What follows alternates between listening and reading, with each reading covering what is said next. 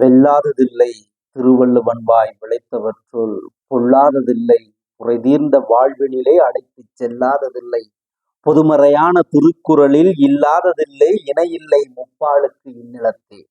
உலக பொதுமறை தந்த ஐயன் திருவள்ளுவரின் திருவடிகளை வணங்கி மகிழ்கிறேன்.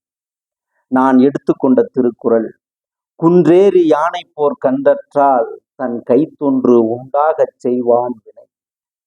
மிகப்பெரிய குன்றின் மீது ஏறி நின்று கொண்டு கீழே நடக்கின்ற யானை சண்டையை பார்த்து ரசிப்பது எவ்வளவு பாதுகாப்பானதோ அதை போன்றது தன்னுடைய கையில் தன்னுடைய பொருளை வைத்துக்கொண்டு ஒரு செயலை செய்வது அவ்வளவு பாதுகாப்பானது.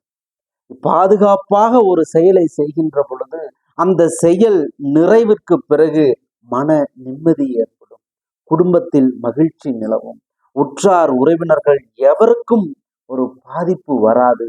அவ்வளவு இன்பமாக அந்த செயல் நிறைவு பெறும். அப்படி இல்லாமல் கடன் வாங்கி கொண்டு ஒரு செயலை செய்தோமேயானால் அந்த செயல் நிறைவிற்கு பிறகு நிச்சயமாக மன நிம்மதி இழந்து துன்பத்தை அனுபவித்தே ஆக வேண்டும். ஒரு தனி பாடல் ஒன்று, கடன் வாங்கி ஒரு செயலை செய்வதால் அந்த கடன் பட்டவர்களுடைய நெஞ்சம் எப்படி துன்புறும் என்பதற்கு அழகான ஒரு தனி பாடல் ஒன்று.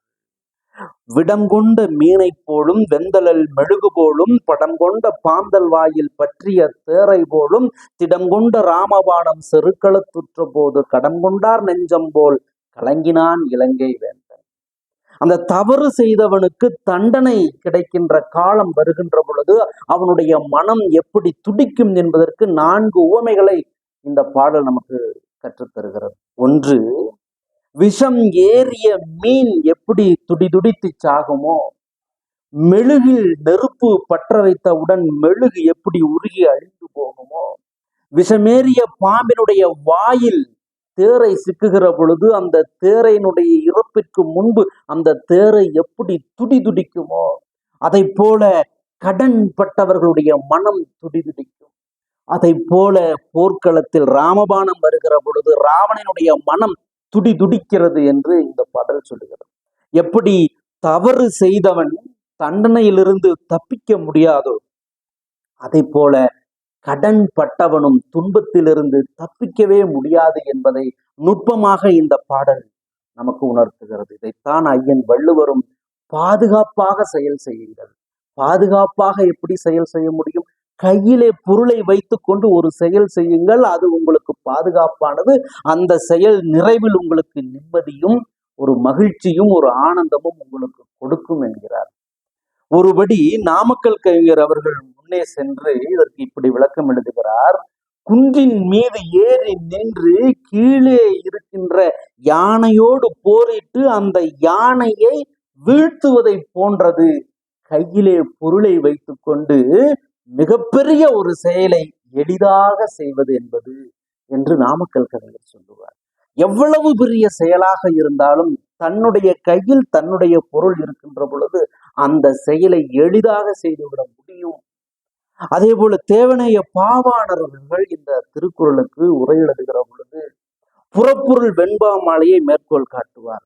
அந்த காலத்தில் பழைய 1000 ஆண்டுகளுக்கு முன்பு எப்படி கோழி சண்டை, ஆட்டு கிடாய் சண்டைகளை எல்லாம் மக்கள் கண்டு ரசித்தார்களோ அதை போல யானை சண்டையையும் மக்களும் அரசர்களும் கண்டு ரசித்திருக்கிறார்கள் என்ற ஒரு செய்தியும் இந்த திருக்குறள் நமக்கு தருகிறது.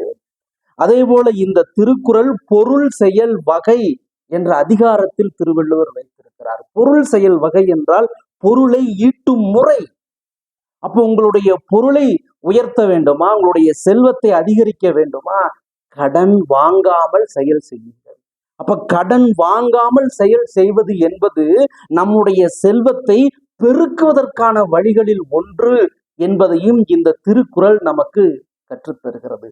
ஆகவே நண்பர்களே, கடன்படாமல் ஒரு செயலை செய்து பாதுகாப்பாக இருங்கள், மன நிம்மதியோடு இருங்கள், மகிழ்ச்சியோடு வாழுங்கள், உறவினர்களோடு சேர்ந்து என்று கூறி நிறைவு செய்கிறேன். நன்றி, வணக்கம்.